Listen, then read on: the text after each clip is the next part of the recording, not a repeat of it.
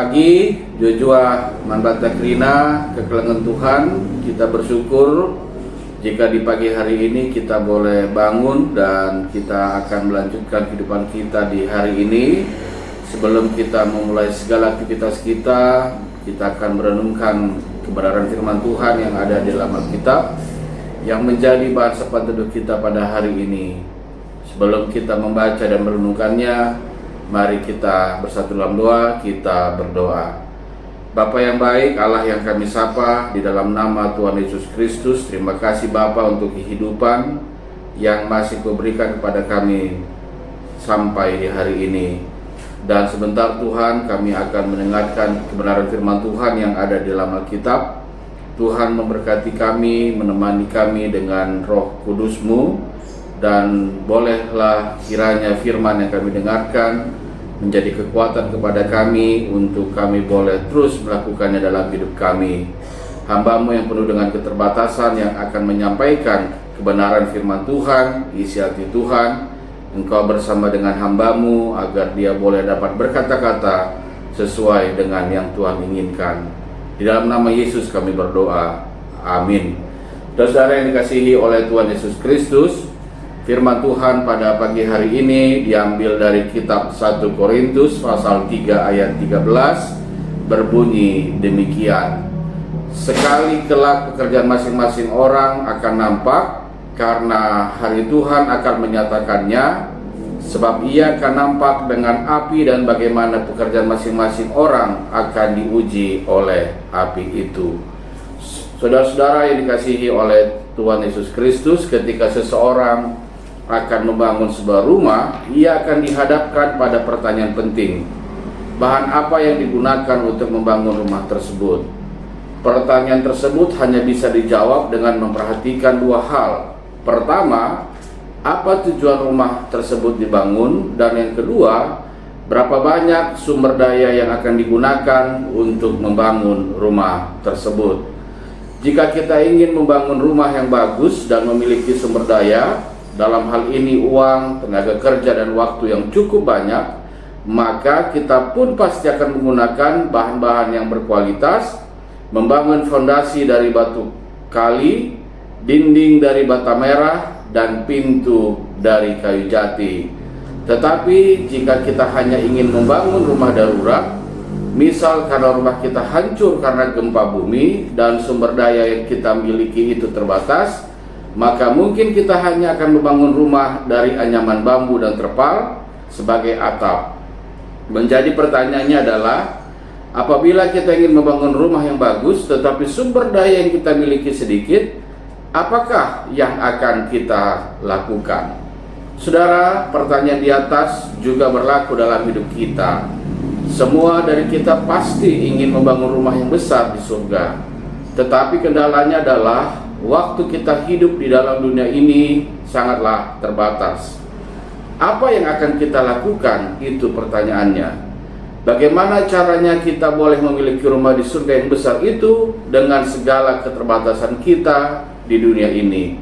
Pertama, yakinilah bahwa kita sudah membangun di atas dasar yang benar, yaitu Yesus Kristus di dalam ayat 11. Mengapa hal ini sangat penting? Karena jika kita membangun di atas dasar yang salah, yaitu selain Yesus Kristus, maka seberapa bagusnya bangunan yang kita dirikan, maka itu semua tidak akan ada artinya, karena Yesus Kristus adalah satu-satunya jalan ke surga.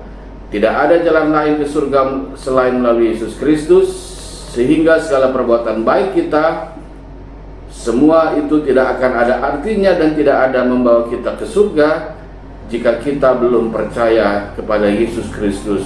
Yakini dulu keselamatan kita sebelum kita melangkah ke tahap berikutnya. Kedua, pahami ujian yang akan Tuhan lakukan bagi kita. Ini bisa kita baca di dalam ayat 13. Ayat tersebut berbicara bahwa Tuhan akan menguji kita dengan api. Jika kita tahu bahwa Tuhan akan menguji kita dengan api, tentu kita seharusnya tidak memilih bahan bangunan yang tidak tahan api. Jika Tuhan akan menguji kita dengan air, maka kita pun harus memilih bahan bangunan yang tahan air dan begitu seharusnya. Dari mana kita bisa mengerti apa yang akan Tuhan gunakan untuk menguji kita? Tidak ada cara lain selain dari membaca firman Tuhan dan memiliki waktu pribadi yang intim dengan Tuhan. Jika kita tidak mau membaca firman Tuhan dan bersekutu dengannya, maka sama saja kita tidak tahu bagaimana Tuhan akan menguji kita, dan kita akan bisa salah mengambil keputusan di tahap selanjutnya. Ketiga, di dalam ayat 12, pilih bahan yang tepat. Ini terkait erat dengan langkah ketiga. Jangan sembarangan memilih bahan, tetapi pilihlah bahan yang tahan lama, walaupun mungkin membutuhkan banyak usaha dari kita. Mengapa demikian? Karena kita membangun rumah di surga yang kekal, bukan di dunia yang sementara. Apa iya kita akan membangun rumah kita dari bahan-bahan yang tidak awet seperti dari jerami atau kayu? Bukankah kita seharusnya membangun dari bahan-bahan yang berkualitas seperti emas, perak, atau bahkan permata sekalipun? Saudara, ini adalah gambaran sebagaimana kita harus hidup di dunia ini sambil mempersiapkan diri kita untuk kehidupan kekal di surga kelak. Selama kita membangun di atas dasar yang benar, yaitu Yesus Kristus, maka kita pasti selamat. Walaupun demikian, segala jerih payah kita di dalam melayani Tuhan tidak akan pernah sia-sia. Selama pekerjaan kita dipandang tahap uji oleh Tuhan, maka kita pun akan mendapatkan upahnya. Ini kita bisa baca di dalam ayat ke-14. Upah di sini adalah upah yang diberikan Tuhan atas segala jerih payah kita melayani Tuhan. Akan tetapi, ketika hasil pekerjaan kita tidak tahan uji alias terbakar, maka kita sendiri akan rugi. Tetapi hal itu tidak akan mempengaruhi keselamatan kita. Ini bisa kita baca di dalam ayat yang ke-15. Pertanyaan berikutnya, saudara, adalah bagaimana dengan kita sekarang? Pertanyaan pertama adalah, sudahkah kita percaya kepada Yesus Kristus dalam hidup kita? Jika sudah, maka pertanyaan kedua adalah, sudahkah kita membuat hidup kita menjadi hidup yang berkualitas di hadapan Tuhan? Hal ini berarti kita harus memiliki tindakan yang benar dan sesuai dengan apa yang diperintahkan Tuhan bagi kita. Kita harus mau bayar harga untuk mengiring dan melayani Tuhan. Lebih baik kita membayar harga di dunia ini dengan memberikan yang terbaik bagi Tuhan daripada kita santai-santai di dunia ini, karena apa yang akan kita terima di surga nanti tergantung dari apa yang kita sudah lakukan bagi Tuhan di dalam dunia ini. Selamat berjuang kepada kita semua agar hidup kita tetap layak di hadapan Tuhan. Joshua Manbata Krina. Amin. Kita berdoa. Bapa di surga, terima kasih buat firman yang boleh kami dengarkan pada pagi hari ini, yang mengingatkan kami bagaimana hidup kami harus benar-benar meyakini keselamatan yang sudah diberikan oleh Yesus Kristus di dalam hidup kami. Mampukan kami terus Bapa dalam hidup kami, agar kami tetap meyakini iman percaya kami, dan keselamatan itu sudah kami miliki, dan kami tetap mempertahankannya sampai Engkau kembali memanggil kami pulang ke rumah-Mu di surga.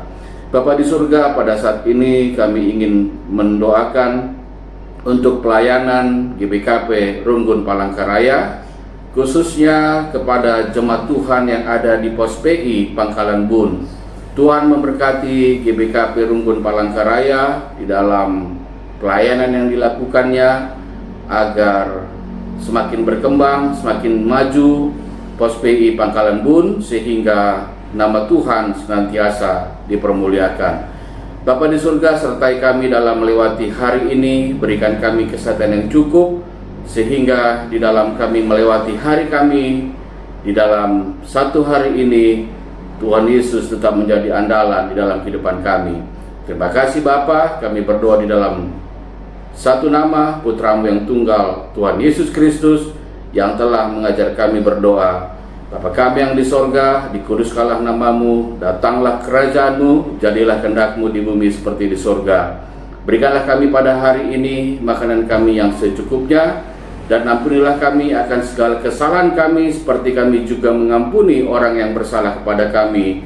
Dan janganlah membawa kami ke dalam pencobaan, tetapi lepaskanlah kami dari yang jahat, karena Engkaulah yang punya kerajaan dan kuasa dan kemuliaan sampai selama-lamanya. Amin. Semangat pagi untuk kita semua. Tuhan Yesus Kristus memberkati kita sekalian.